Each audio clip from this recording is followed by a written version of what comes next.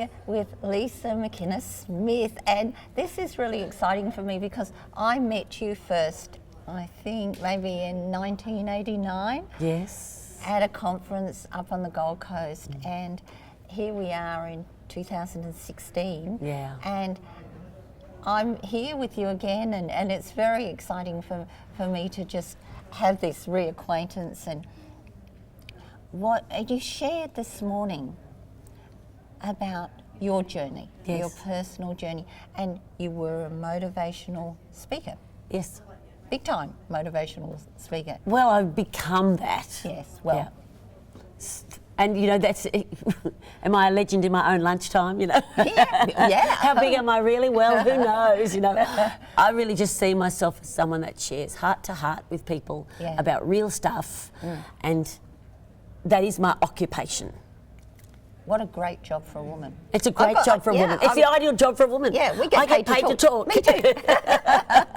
And the thing is, you came from that positive mental attitude. Yes. Which you used in sports psychology. I did, and correct. And in my upbringing. Yeah. My parents went from rags to riches in a business that trained them to think positively rather than negatively about life and their opportunities, and to not focus on their background, to not look back but to look forward. So the training began quite young, maybe age 7 in my life. Yeah. But then you met Jesus. Yes, I did. Because there are a lot of people that just think, I have a positive mental attitude, I have a positive mental outlook, which is great. Yes. And we all should. Yes. Oh, but it's not the same as encountering God. No. So just share with us how that sort of turned your life upside down. Okay. Well, I mean, it did turn my life upside down, considering that, you know, by the time I had studied sports psychology and really worked on my own personal growth, worked hard at being optimistic, worked hard at being goal-centred, talking positively, practicing treating people with love and respect, even though I didn't feel like it. You know, things that really took a lot of effort. Yeah. So I was practicing these processes, but inside of me, I still felt that I lacked meaning, purpose. Like, I felt like I had some big thinking, but actually something was missing. You know, when you just know something's missing, but you can't always put your finger on it. Yeah. And an American tennis player who partnered my brother as a professional tennis player was staying in the family home, and I watched his life. I just watched the way he did life and went, I want what he's got. And I was trying to put my finger on, what have you got? And I said to him one day, what have you got that I haven't got? And he just sort of leaned in and gently said, I've got Jesus. And I was shocked. Yeah. I was shocked. I was raised Catholic schools, Catholic mother, non-believing father. And I guess I had a measure of religion that gave me an arrogance that I thought that I knew all about God. Well, yeah. I mean, what a thing for a young person to say. And he said, no. He said, no. He said, I have a relationship with Jesus. He said, I don't just learn about him. He says, I engage with God. So that really got me going. Yeah. And 10 weeks of questioning, I was like the interrogator. I wanted what he had, but I wasn't quick to step in. No. I was somewhat cynical. Felt like I often wanted to win the argument rather than actually learn. Yeah. And so he would actually give me passages of the Bible to read to answer my questions, and I had a lot. Yeah, sure. And in the end, I got so cross with him. I'm like, I don't want to read the Bible. I want to win the argument. Yes. Yeah. But he sort of short-circuited that process so that I could actually take time aside and read it for myself and have time to really see, well, what was God saying to me? 10 weeks of that, and I knew by that stage I needed everything that was in this book. Yeah. Even though I'd had access to this book my whole life. Yeah, absolutely. But but do you think I could do it? And he just said before he left, Lisa, you've just got to invite God in. And you know what? I did say I can't do it. I just said, I can't. I said, I've spent my life building self-reliance, self-confidence. So this is where the positive was not enough. It was all around, well, you know, isn't it all about me? And then I realised that he said, look, just begin, like with a little measure of faith that your heart longs for. Just say something to God. So this was my first prayer. If you can do something with my life, you can have me. Can I just say this, Pam? That was a very dangerous prayer to pray. Yeah, absolutely. Very dangerous. Yeah. I had no concept of this. I don't think the words really mattered, but it was the heartfelt cry that if you're real and you're knowable and you really can do something with me and you'd really have me, then I'm yours. Yeah. And I mean, I did cry buckets of tears on that day, and really, probably for the next 18 months, I felt like every time I thought about my connection to God, I would just weep. Yeah, yeah. So life turned around very quickly. Yeah. And out of all that, you wrote several books. Yeah, I wrote 10 books. Yeah. I have written 10 books in this season, but the first book was definitely just a God directive. Here's the hard part. So I've given my life to the Lord. I've said, you can have me. But I've got a boyfriend of 4 years. Oh, of course, yes. Okay, so I've got complications. Yeah. And I'm living an immoral life. Yeah. And all of a sudden I had a conviction that it wasn't right. Up to then I'd never had a conviction. No. I just thought, no, that's not true. I knew it wasn't right all along, but I didn't want to listen to that. No. And then I just said to him, you know, I've become a Christian and I would like to keep the relationship going, but I just want to stop doing what we're doing. I mean, he just looked at me with disbelief. Yeah. And I thought he would just listen and go, yeah, fair enough. But he thought I was unreasonable. Imagine. But I thought he loved me. Yes. So this was a really interesting test. Yeah. And actually he broke the relationship off. And I was devastated, not just that he broke it off, but that 4 years of investment into someone could be just thrown away because he wasn't going to get what he wanted. I thought, wow, what was this relationship really built on? So that shook me to the foundations. I bet it did, yeah. And from that point on, I actually knew that whoever I dated next, I would do it God's way. Yeah. Because I had done it my way, and I had dated a lot. And I wasn't very successful. No, I can actually testify to that also. Can you? Yeah. So then you find yourself in a place, I guess, going home. Yes, going home. So everything your life had previously been was... was changed. Yeah. But you know, that's the amazing part, that it was changed for the better. I thought it was going to be changed for the worse. Yeah, well, of course. I mean, because I couldn't see how it would work out. And I told God in my little conversation, I said, you can fix this. Yeah. And he finished it. Yeah, well, that was fixing it. Yeah, but that's it. It took me a while to understand that in actual fact, this relationship was not my destiny. No. And that was really important because I needed time to do life without a bloke. Yeah. I needed time to just actually have a loving, intimate relationship with my maker. Yes. And I don't know whether people get that, but it got a hold of my heart. It was simple. That was the thing. It was simple. Yes. It wasn't nearly what I could have imagined. It was just this beautiful conversation ongoing with the maker of the universe who seemed so close, so present, so real. And my heart just softened, not cynical, not argumentative. I found a fresh love for people.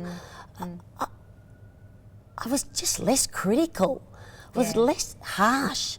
I'd softened in every way. Yeah. And people could see it. Everyone could see it. Yeah. And all my friends were saying, what has happened to you? Yeah. And my parents. And so I was trying to share. And I was just surprised at just how responsive everyone was, because they just knew I wasn't a liar.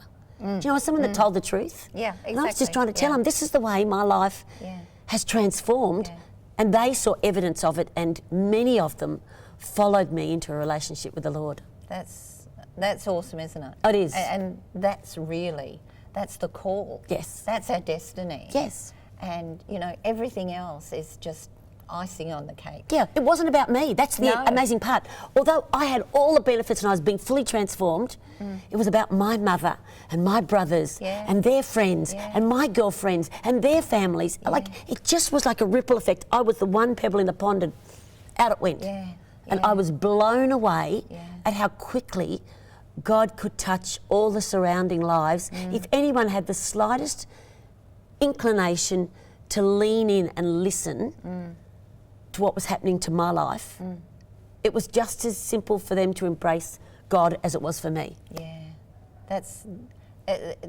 I think that's so important for so many people to hear. That this is the simplest thing you can ever do, but also the hardest. Yes. But no, I love the way you said simple, but not easy. Yeah. Because my pride nearly stopped me.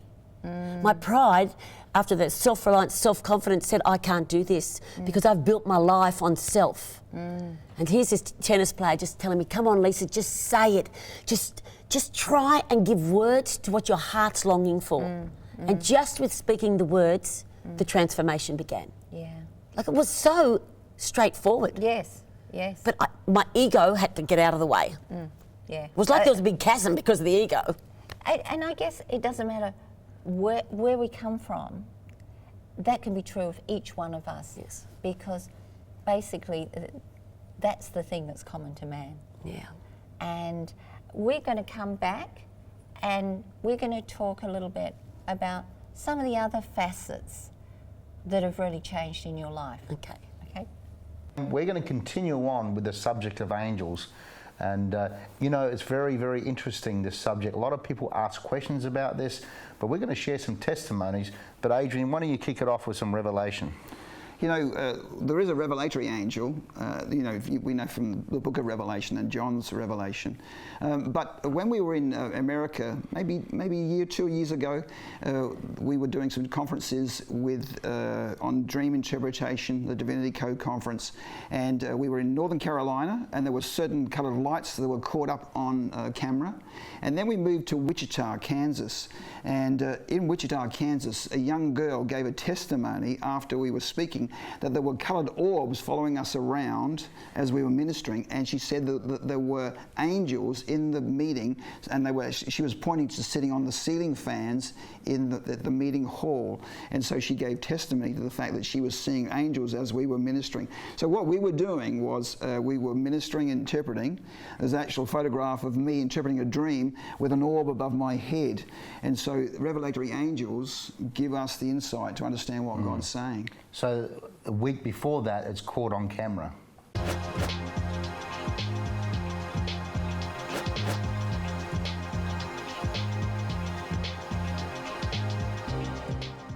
Don't forget to like us on Facebook, because then you can access our exclusive Facebook-only interviews.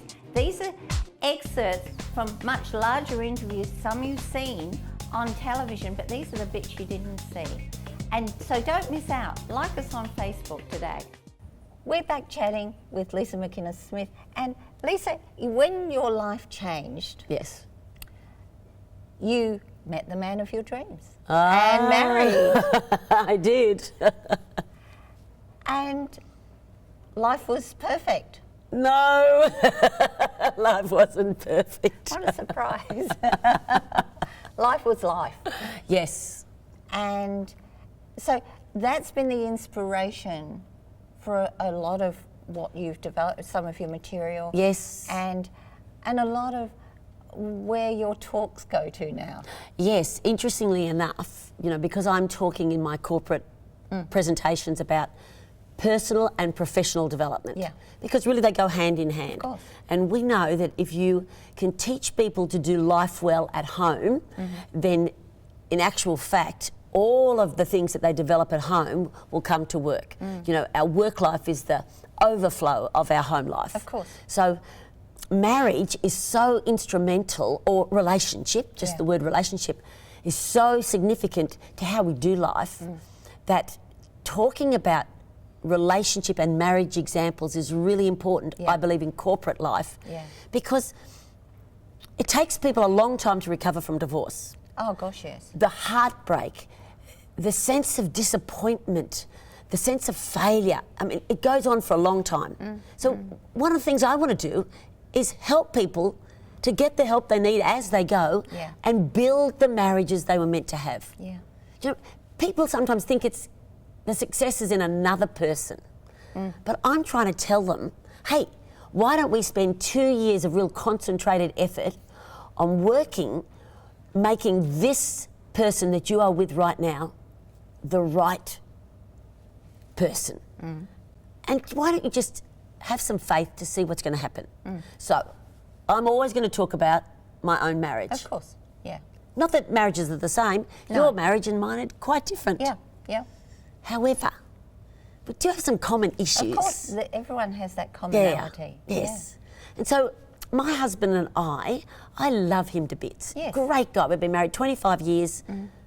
But we clash on a lot of things. We have different opinions. Fancy that. Who knew? I don't know whether they're male and female or just both of us stubborn.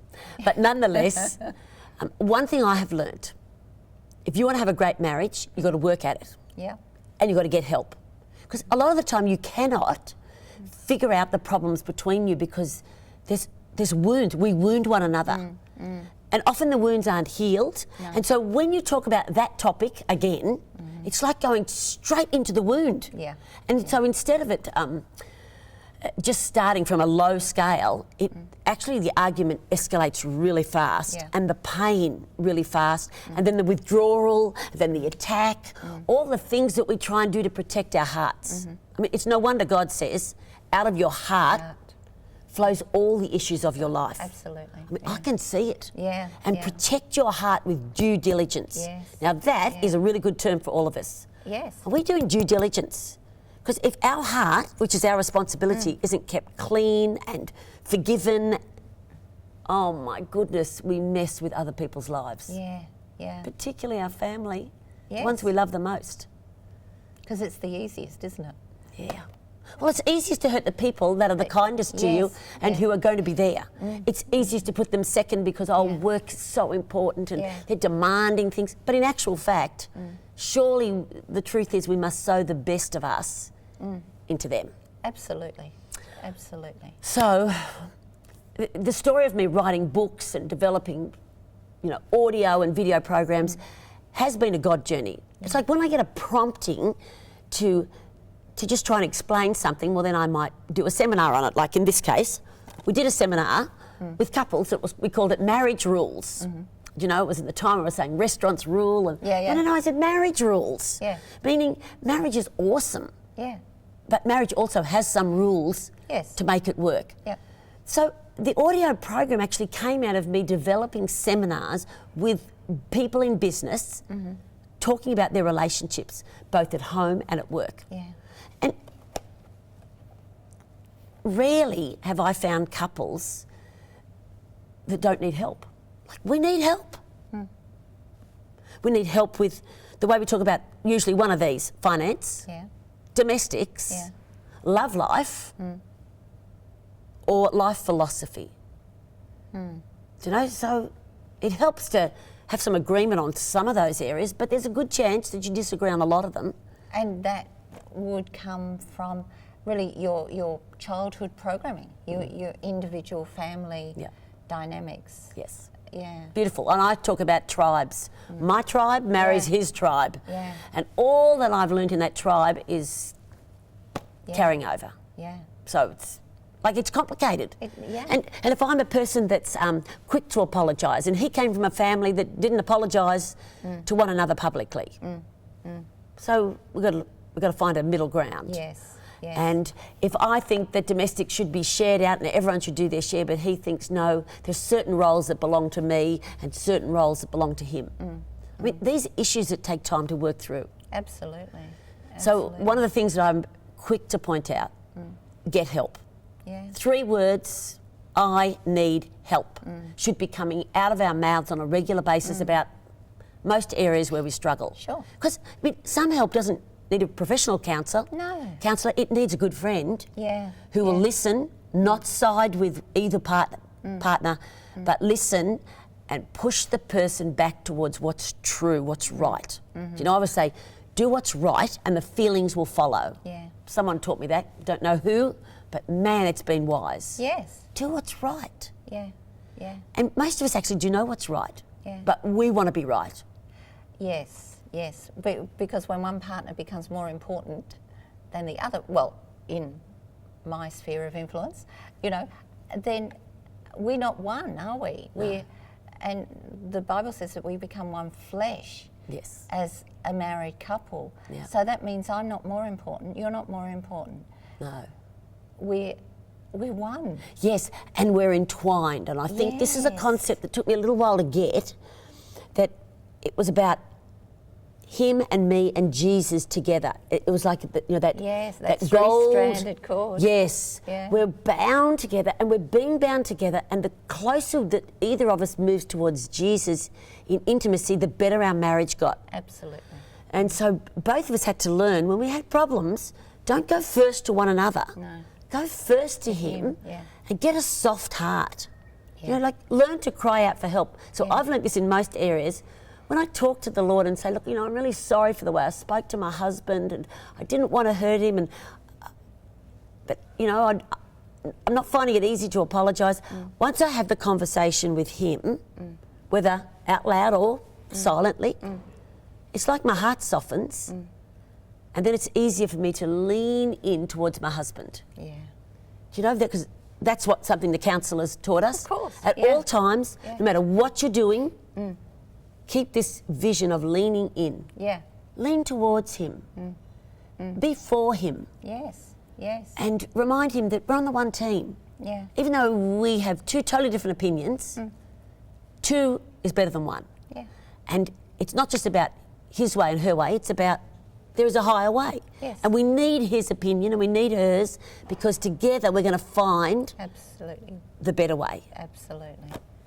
But, that takes a little bit of effort. Yeah. Well, yeah. I mean, nothing worthwhile is easy, is it? No. But no. but marriage is worthwhile. Oh, And that's marriage the is key. gold. Yeah. So, little books like this, this is called The Mood Maker. This is because to lift your attitude. So it's just for busy people. You want inspiration, you pick a red page. Yeah. Or no, I need to calm down. Pick a blue page. I'll get a blue page, pick a blue page. Yeah. Yeah. Or no, I need to think clearly about this. Pick a white page. Yeah. I love this. I'm no bigger than what it takes to upset me. I've lost my sense of humour. Pick a green page. Yeah. I mean, the simplicity Simple. of a few words, Yeah. timely, Yeah. actually can change your mood, Of course. and then change the way you lean into one another. Yeah. Yeah. So most of my books are really just help us to get on the wisdom track. Yeah. And they're all available on Lisa's website, and that's on the screen now. So please go, and because this is help. Yes. You don't even need to share it with another breathing person if you don't feel to do that at this point. But this is help, and it could change your marriage, can change your life, it'll change your family, it can change everything. Yes. So, Lisa, it's been a joy and a delight chatting with you, and I just hope that whoever's watching has really, really got these gems. Thanks, because Pam. one gem Yep. can change your life. So thanks for watching. We'll see you next time. Don't forget to like us on Facebook, because then you can access our exclusive Facebook-only interviews. These are excerpts from much larger interviews, some you've seen on television, but these are the bits you didn't see. And so don't miss out. Like us on Facebook today.